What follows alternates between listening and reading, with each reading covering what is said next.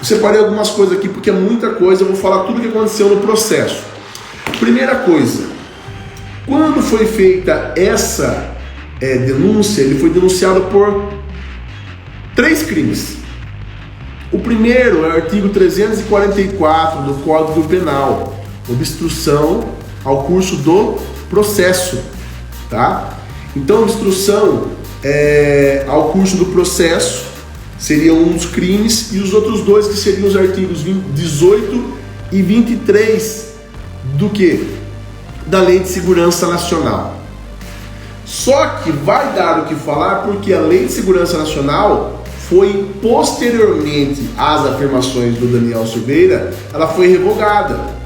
E aí fica a questão, seria caso de abolício criminis ou seria um caso de continuidade típico-normativa? Para quem não é do direito e não sabe qual que é o negócio, abolício criminis é quando uma lei que falava que determinada conduta era crime, vem uma outra lei e diz, agora aquela conduta não é mais crime. Abolício, de abolição. O crime deixa de ser crime, há uma abolição do crime, tá? Exemplo, adultério. Adultério até 2005 era crime. Deixou de ser crime. Pode ser matéria de qualquer outro tipo. Indenização na esfera civil ou alguma coisa que influencie na esfera familiar, do divórcio e tudo mais. Mas para efeitos penais não é crime adultério. Um outro exemplo, mendicância. Ser mendigo, e mendigo tá na moda agora porque até tá virando hit, né? O cara é mendigo e tá ficando aí o garoto propaganda. Ser mendigo era crime. O crime de mendicância deixou de ser crime, ou seja, houve o quê? Um abolício crimes. Inclusive quem estava preso na época, por qualquer motivo desse tipo, respondendo o processo, se extinguiriam todos os efeitos diretos ou indiretos. Beleza? Isso é abolício crimes. E a ideia é a seguinte, se a lei foi revogada posteriormente, o que acontece? Como que esse processo foi adiante, mesmo com a revogação da Lei de Segurança Nacional? Eu vou explicar para vocês. Antes de qualquer coisa, veja bem que interessante. Feita a denúncia pelo Ministério Público Federal, o advogado foi intimado a apresentar defesa. A defesa não apresentou, deu de ombros, falou, não quero nem saber, não vou apresentar.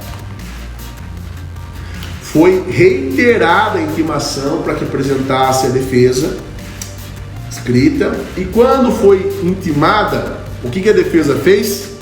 A defesa apresentou, mas arrolou 29 testemunhas. Então veja, nós estamos falando de 3 crimes. Crime do 344, 18 e 23 da Lei de Segurança Nacional. Quantas testemunhas podem ser arroladas nesse caso? 8 por delito. 3 vezes 8, 24. 29 excedeu. Então, o relator Alexandre de Moraes mandou intimar novamente a defesa, dizendo o seguinte: por favor, adeque à defesa o rol de testemunhas, porque excede, ou apresenta o rol adequadamente, ou fale qual que vai excluir. E aí, a defesa vem e apresenta agora o rol dentro dos limites, 8 testemunhas por delito, 24. Então era 29, estava errado, mandou consertar, consertou, colocou 24. Só que no meio dessas 24 testemunhas, tinha uma testemunha que era um advogado que atuava no caso. Pode o advogado que atua no caso ser testemunha do mesmo caso? É óbvio que não, né? É uma questão até lógica, que você não precisa nem ser do direito. Então, essa testemunha foi rejeitada e nessa adequação ele apresentou uma testemunha nova e o ministro falou, olha, não tem condições, você não pode entrar com uma testemunha nova porque ela é extemporânea. Ou seja, quando você apresenta o rol, isso acontece muito conosco, quando nós advogamos o direito criminal, você apresenta o rol, o juiz fala, olha, fale de qual vocês vão decidir, senão eu vou decidir aqui por minha conta. Você não pode fazer adequação e aparecer com testemunha nova, o prazo já foi lá atrás. Ele só quer que você adeque a quantidade, mas se vai rolar A, B ou C, é naquele momento. Então o juiz falou, ou o juiz não, no caso o ministro Alexandre de Moraes, olha, defesa, então não pode. Aí a defesa veio e desistiu. Então desistiu da testemunha nova, porque tudo bem, ok, então você não pode. E o advogado foi o próprio ministro Alexandre de Moraes que tirou, falando, não tem como ouvir como testemunha alguém que atua no processo como advogado, né, exercendo a defesa. Então beleza, já tem todo esse entrave. Muito bem. Quando foi designado o julgamento,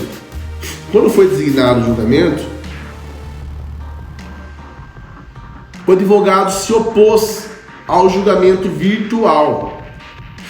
Até aí sem novidade nenhuma. Tá? Isso acontece todos os dias nos tribunais. Eu mesmo já fiz várias, aliás, praticamente a regra aqui conosco, e da maioria dos colegas que eu conheço.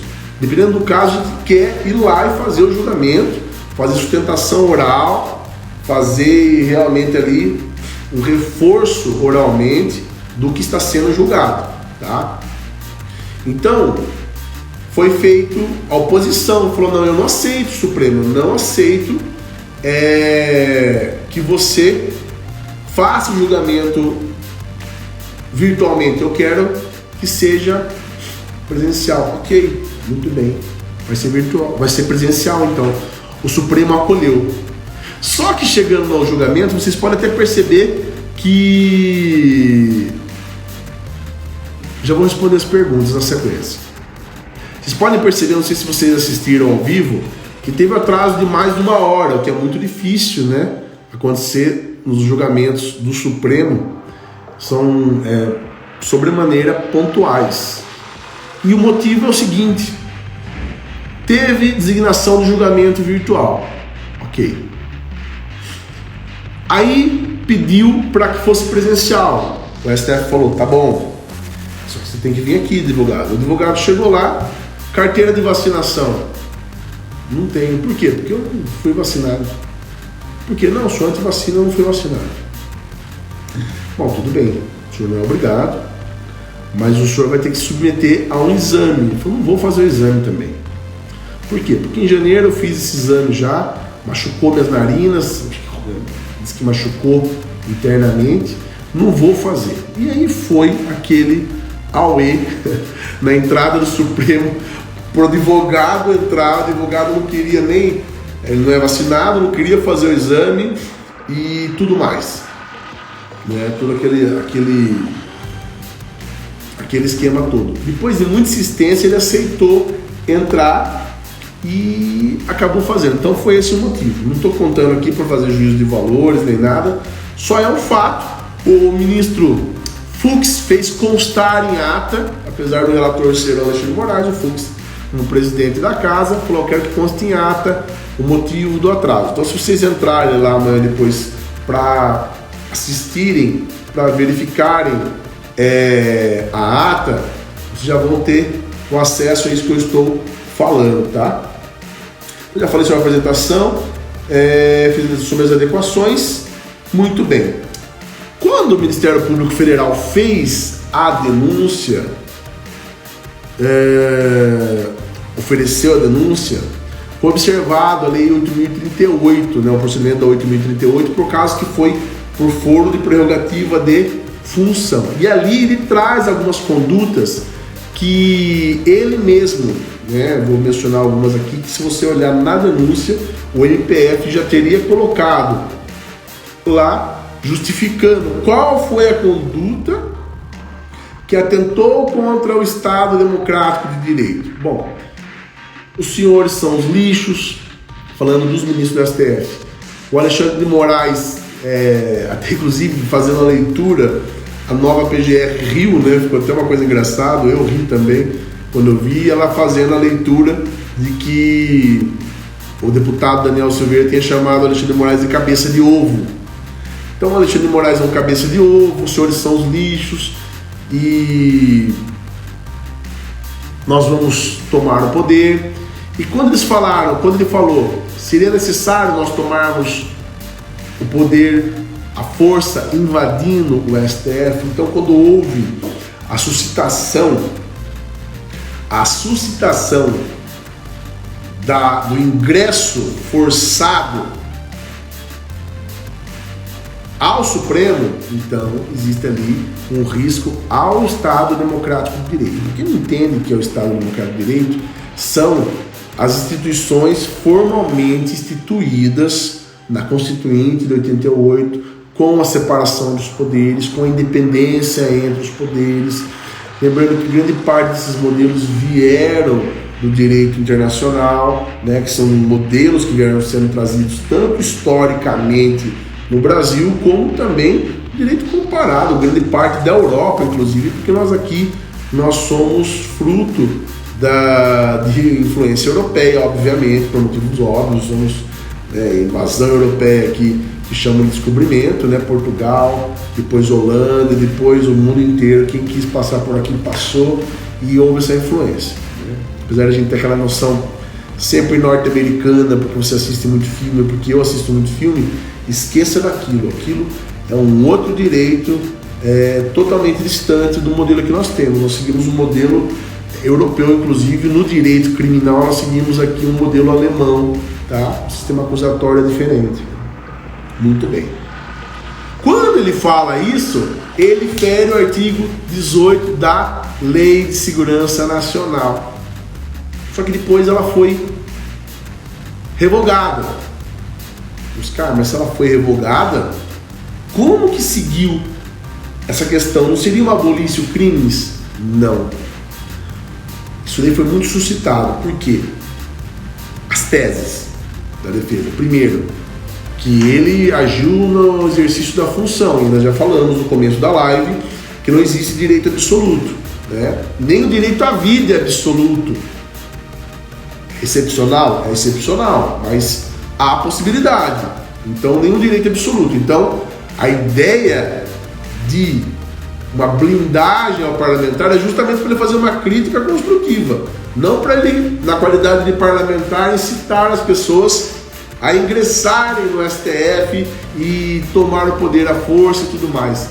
Isso é crime previsto na Lei de Segurança Nacional.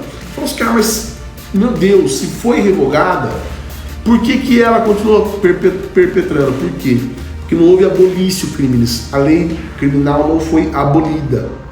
Porque essa conduta também era prevista em outro dispositivo como crime. Entenderam? Vamos lá. Tinha uma lei da Segurança Nacional que falava que isso que ele fez era crime.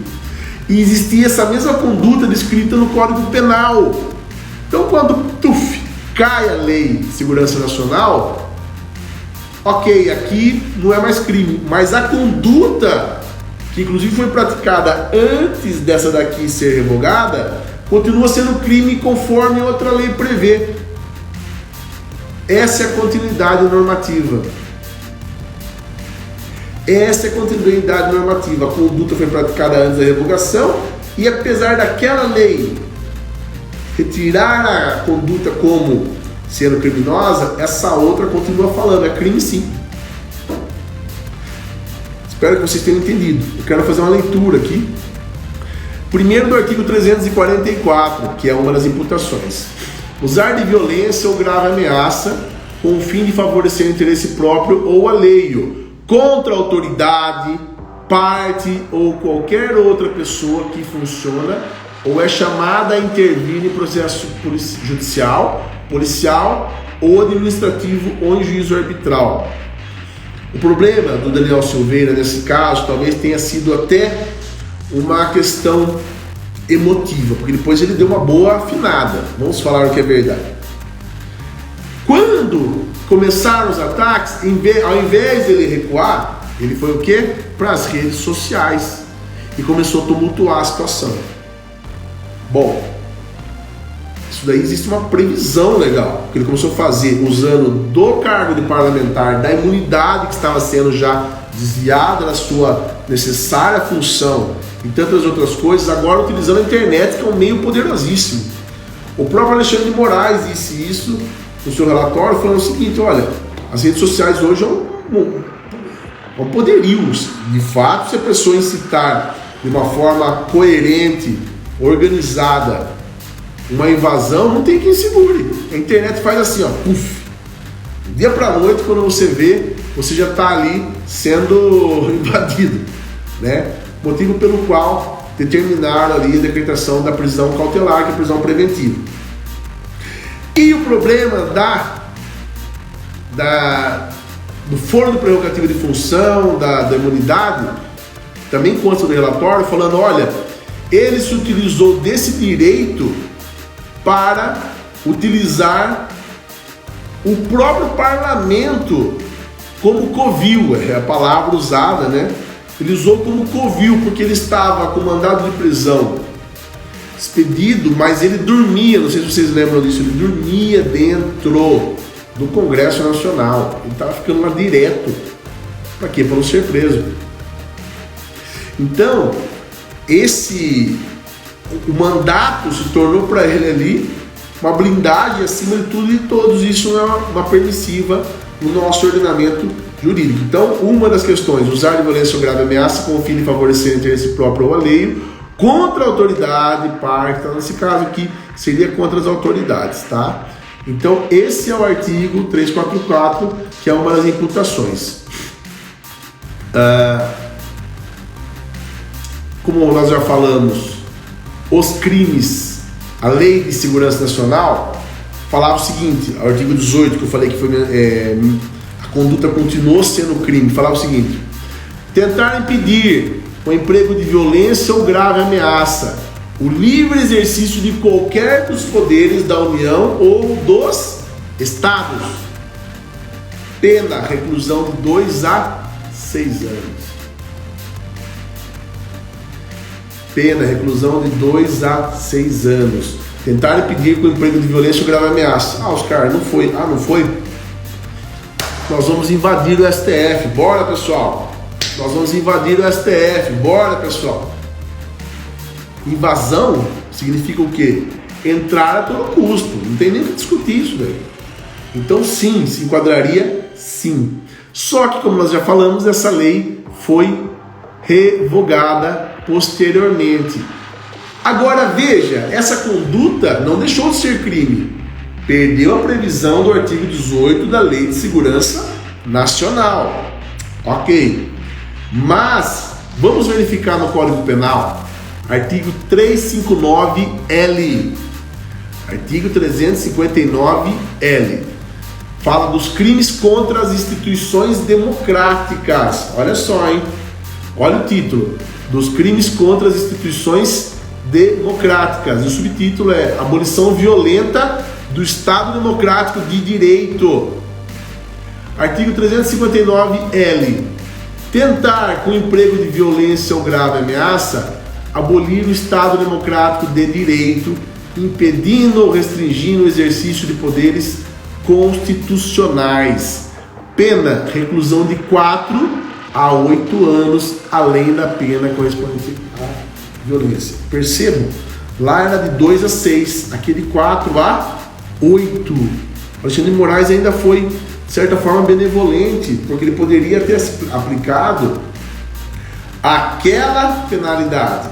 Aliás, desculpem, essa penalidade que é a maior, porque essa penalidade continua em vigor e a pena é maior. Ele aplicou com base naquela, dizendo, olha, apesar da conduta continuar sendo crime, mesmo com a revogação daquela, o fato é que a quantidade da pena não pode ser maior, sendo que aquele crime que ele cometeu antes da revogação tinha uma pena menor. Entenderam? Então seria isso. Mas veja, continua sendo crime. Tentar com emprego de violência ou grave ameaça, abolir o Estado Democrático de Direito, impedindo ou restringindo o exercício dos poderes constitucionais. Tá? Muito bem. Agora vamos lá. Uma outra pergunta que o pessoal fez muito. Sobre a questão do Jair Bolsonaro. Eu separei aqui para ficar mais fácil. Mas é claro, eu sempre perco. Fechei. Ai, meu Deus. Vamos abrir aqui novamente. O Bolsonaro poderia ter concedido o perdão? Vamos lá.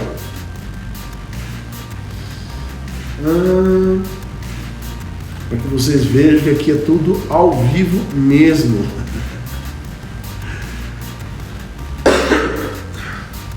Desculpem. Vamos para o artigo 84 da Constituição Federal.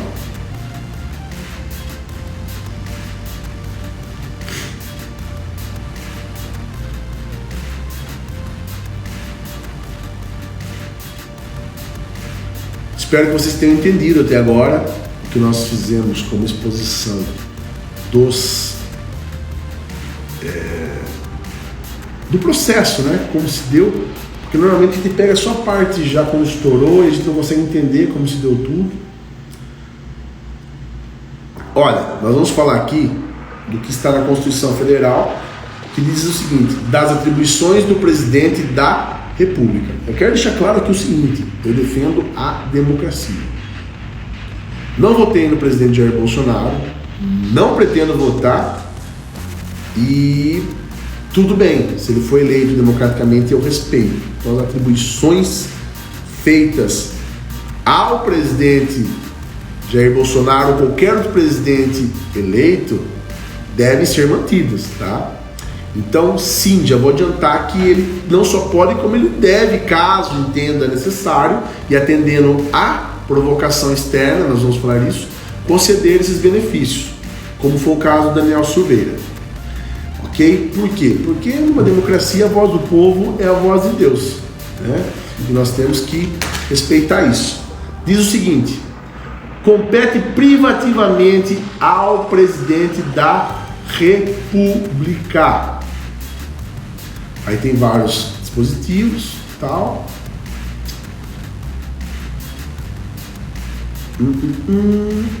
Deixa eu encontrar aqui.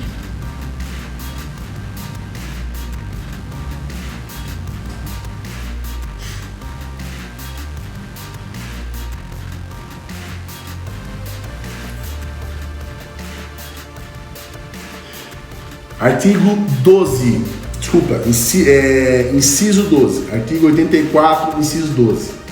Conceder indulto e comutar penas com audiência, se necessário, nos órgãos instituídos em lei. Então veja, a Constituição Federal, ela atribui ao presidente da República a possibilidade de conceder indulto e comutar penas, mas onde que nós teremos isso regulamentado? Na legislação penal. Então, o indulto coletivo e o indulto individual, eles são diferentes, certo? O coletivo é quando o presidente, no final do ano, por exemplo, fala: olha, todos aqueles que cometeram determinados crimes, estão em determinada situação processual, estão livres. O individual é quando o presidente, fazendo uso desse dispositivo, dessa atribuição e de tudo mais, ele pega e consegue beneficiar um único acusado, tá certo? Um único acusado. Muito bem. Nesse caso aqui, considerando indulto e comutar penas, o que ele fez? Ele analisou o processo tramitado pelo STF e ele entendeu por bem deixar de aplicar as penas. Agora a pergunta é a seguinte, e essa chegou muito aqui para mim ontem pelo direct e tem muita gente perguntando. Bom, vamos lá. É causa de abolício crimes ou de extinção da punibilidade? Entenda a diferença. O fato dele não cumprir as penalidades quer dizer que o que foi determinado fica determinado que não é crime ou simplesmente perde o efeito? É causa extintiva da punibilidade, ou seja, não entra no mérito da questão se ele fez ou se ele não fez. Uma das motivações, né, lógico, como eu disse, foi mediante provocação, mediante tudo mais, de fatores externos, mas uma das questões é que o Alexandre de Moraes não poderia ter sido o relator do processo se ele é uma das vítimas. Quando ali ele fala do ministro Alexandre de Moraes como se fosse, por exemplo, um lixo, quando ele fala que o ministro Alexandre de Moraes ele tem cabeça de ovo e várias outras questões depreciativas, várias outras questões que gerem demérito ao ministro, especialmente a casa, né?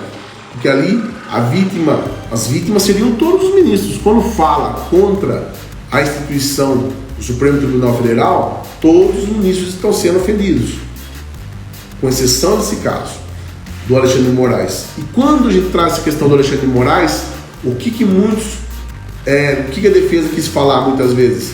Não, isso daí é crime contra a honra. Crime contra a honra, e passou o prazo decadencial de 6 meses e as próprias vítimas não fizeram absolutamente nada. Absolutamente nada. Bom, se eles não fizeram nada, decaiu o direito, não pode fazer. Mas não é o caso, porque diz respeito à instituição STF, tá certo? Então o Bolsonaro foi fazendo uso da sua atribuição constitucional, artigo 84, inciso 12, que é exclusivo, é privativo, aliás, não é exclusivo, é privativo do PR conceder indulto. Agora, duas questões: se era abolício crimes ou se era causa de extinção da punibilidade, e nós vamos mostrar que é causa de extinção da punibilidade. As causas de extinção da punibilidade estão no artigo 107 do Código Penal, que diz o seguinte: extingue-se a punibilidade, inciso 2, pela anistia, graça ou indulto. Anistia, graça ou indulto. Ou seja, quando reconhecido pelo presidente da República fazendo uso daquela atribuição, perde-se todos os efeitos da pena. Ok? Espero que até aqui vocês tenham entendido que é um pouco chato e complexo, mas é muito interessante também esse assunto. Anistia, graça ou indulto. Então, ele está realmente livre dos efeitos? Ok, está. Agora, onde entra a questão que mais pega? Ele está livre dos efeitos primários ou dos efeitos secundários? O que é isso, Oscar? Efeitos primários são aqueles efeitos relacionados exclusivamente na esfera criminal. Exclusivamente na esfera criminal. E os efeitos secundários são aqueles que foram gerados da condenação criminal. Por exemplo, inelegibilidade. Sim, ele é inelegível. Oscar, mas se sumir os efeitos penais, consequentemente, desaparecem os efeitos eleitorais. Não é bem assim. É essa a briga. É aí que começa agora a briga sobre essa questão entre o STF, que por sinal não pode agora rever a decisão do Jair Bolsonaro. Isso é um ato privativo dele. E o pior, numa ADI recente, o próprio Alexandre de Moraes disse que o Supremo não tem competência para julgar eventual desvio de função, porque estão falando o seguinte: olha, os atos administrativos, mesmo aqueles privativos do presidente da República, eles devem atender uma intenção pública, uma função pública. Quando o Bolsonaro faz isso em favor do Daniel Silveira, ele está beneficiando um aliado político. Ele não está atendendo a finalidade que os atos administrativos merecem. É verdade. Mas foi isso que a Dilma fez também, para vocês verem como sou imparcial. Quando, em 2016, o tal do Bessias, que até hoje ninguém sabe quem é, me desculpe, o tal do Bessias, né? Lembra na gravação? Que ela falou: olha, o Bessias está levando o papel para você, Lula, em caso de emergência a gente usa. Ela estava querendo dizer o seguinte: caso decrete sua prisão preventiva, a gente usa essa nomeação, se assume em qualquer ministério e você fica imune. Também desvio de função. Ela pode nomear? É de livre nomeação do chefe no Poder Executivo? Pode. Entendeu? Pode, mas se tiver flagrante desvio de função, não pode, entendeu? Perde o efeito. Então segue relacionado agora ao desvio de função. Terceiro, se o STF pode se imiscuir nas questões que sejam de atos privativos do presidente da República. E terceiro ponto, se os efeitos do indulto pessoal atingem os efeitos secundários, que seria a questão da ele estar elegível ou não, ou se uma coisa não tem nada a ver com a outra, ele está livre penalmente, porém ele está inelegível. Vamos ver aqui as perguntas.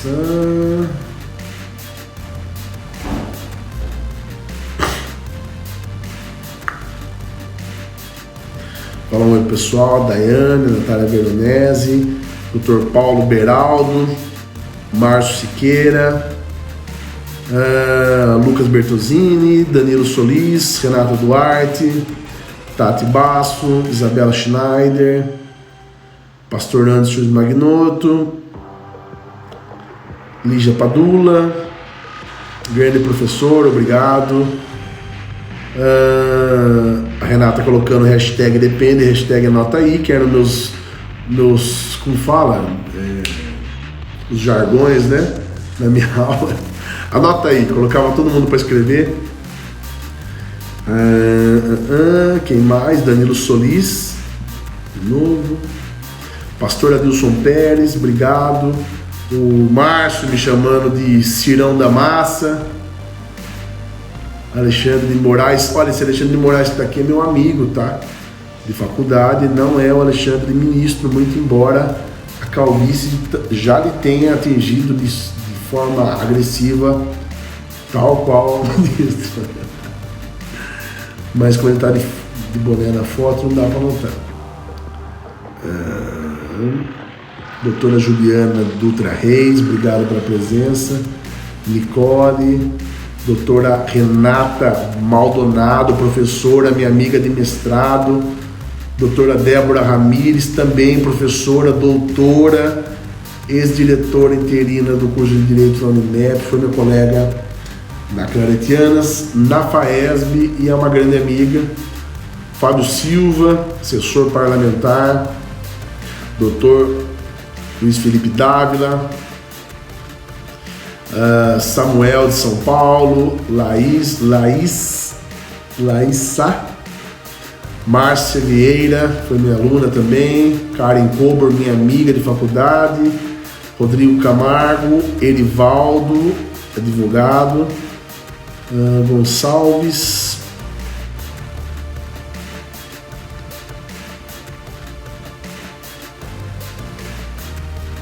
Feriato, Léo, meu amigo de São Paulo, estudou comigo no Damásio, Vitória Carolina, Janaína Ponta, foi minha aluna também, brilhante. Escola de Tributos Municipais, entrou a Ângela Cesso. Renata, perfeita explicação, muito obrigado, Renata. Kleber Cavaleiro, foi meu aluno. PH Esportes, Lima Geraldo Alves. Márcio perguntando, igual o MST fez no tempo do governo da alma mais honesta do Brasil. Márcio, é o que eu estava falando, né? Assim, o nosso ponto de vista aqui é estritamente jurídico, tanto que eu fiz um apontamento aqui, sem me posicionar, mas dizendo que existem contrapontos. A verdade é que o ato administrativo, quando ele é usado deturpado, ele acaba fazendo perder até o motivo pelo qual ele foi instituído. Trocando em miúdos, mulheres morrem por minuto no Brasil. E tem mulheres que mentem sobre as agressões. Nós não podemos pegar essas poucas que mentem para desacreditar aquelas. O racismo no Brasil é uma ferida abertíssima. Existem leis que tratam disso. Ok, eu não sou racista. Ok, você não é racista? Mas isso não quer dizer que o mundo não seja. A gente tem que pensar sempre num panorama maior, amplo, panorâmico. Olhando de cima. Nossa realidade próxima nem sempre é a realidade do mundo, é só a nossa realidade. Entendeu? Então é isso. Henrique Benato, meu estagiário, Felipe Rodrigues, Marta Rezende, a galera começou a me seguir aí, fico feliz. Amanda Sartori, doutora Michele Viana, a Daiane Rocha, brilhante, advogada, agora foi minha aluna. Saudades da sua aula. Obrigado, pessoal. Ah, sim, Márcio, não entendi sobre a invasão que houve na época. Não entendi sua colocação. Para quem não sabe, o Márcio foi meu colega de classe, também na faculdade, um grande amigo, funcionário do TRT, né? E sempre aí nos prestigiando nos trabalhos. E é isso, pessoal. Vai acabar a live. Quem quiser me mandar mensagens no direct, eu fico muito feliz. Espero que vocês tenham gostado, entendido, né, a exposição. Essa briga segue agora, tá? Mas eu quero fazer um apelo para vocês. Eu tenho trabalhado constantemente para fazer crescer na internet a minha escola, né? Que é a Oscar Curso de Treinamentos. Estou muito feliz porque já passamos de 1.000 inscritos no YouTube. Passei de 3.000 seguidores, tanto no Insta pessoal quanto no Insta profissional, mas eu quero que vocês me ajudem a fazer crescer. O trabalho que eu estou aqui oferecendo é um trabalho real. O meu estilo de professor é estilo raiz, o pessoal aqui sabe. Aluno tem que ler, aluno tem que debater, conversa de botequim pro meu lado, eu não aceito. Tem que debater com consistência. Ah, eu gosto de ser aluno de direito, mas não sei ler. Muda de curso. Ah, eu não aceito isso. Não importa, na vida a gente não faz só o que gosta. Então, comigo aqui não tem arrasta pra cima, vou te ensinar a ficar milionário na advocacia em 6 meses. Isso não existe, por isso que eu não vou fazer isso.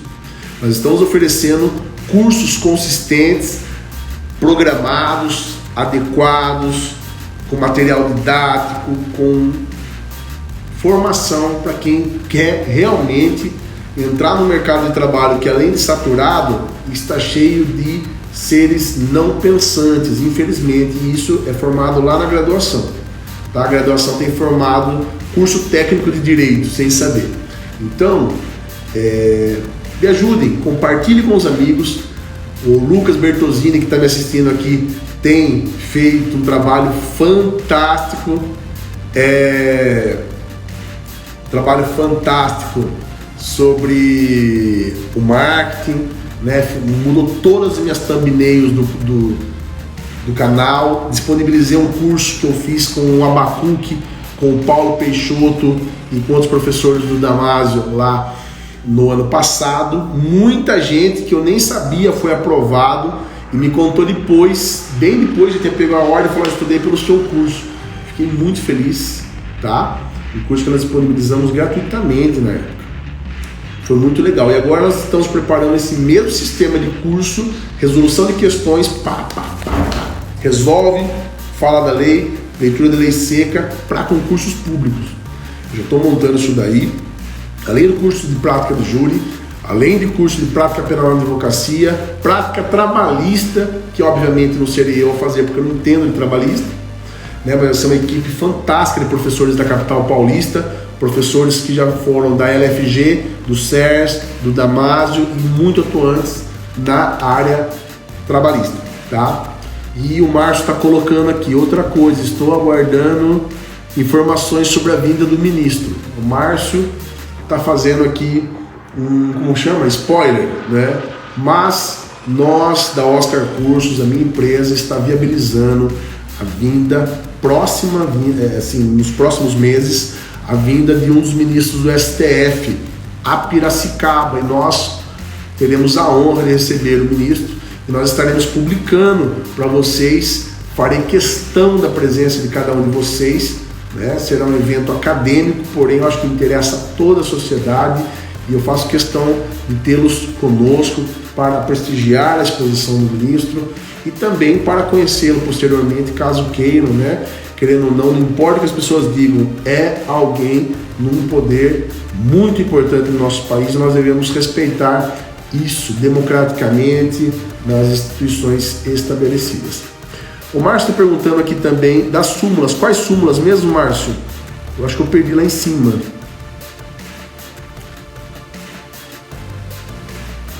As súmulas do STJ e do TSE.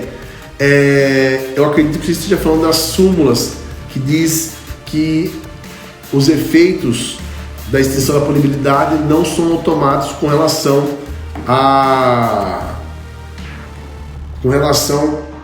à elegibilidade, né? Acredito que seja isso, mas pode ser que eu esteja enganado. Se vocês puderem me mandar muitas coisas, porque vejam, é um assunto que começou antes de ontem, já começou atropelando tudo e muita gente falando besteira, inclusive em grupos de pessoas que passaram por uma faculdade de Direito, acredito. Então, podem mandar, se precisar eu faço outra live. Muito obrigado.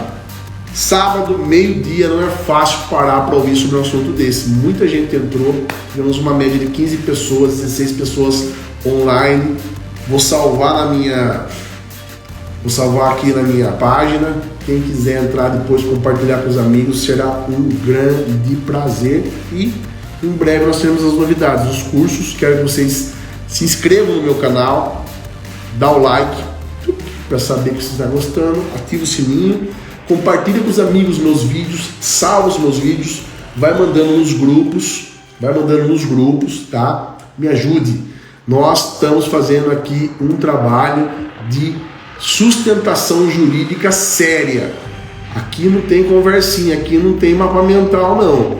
Aqui é para quem senta e come livro, né? Quem já foi meu aluno aí sabe que não tem nada de arranca uma folha do caderno, vamos separar em dupla.